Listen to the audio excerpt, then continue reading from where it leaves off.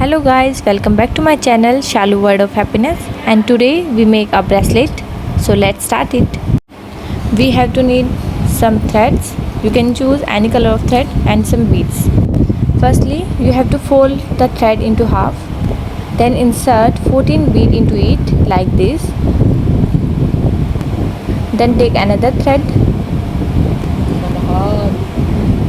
and tie a knot.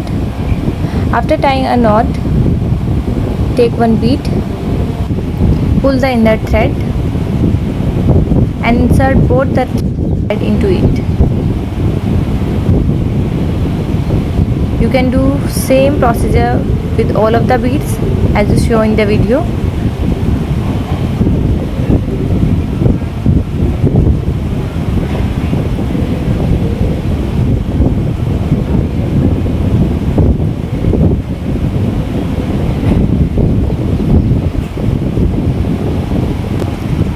This is the final look of my bracelet.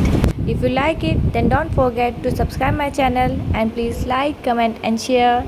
Thank you. Bye bye.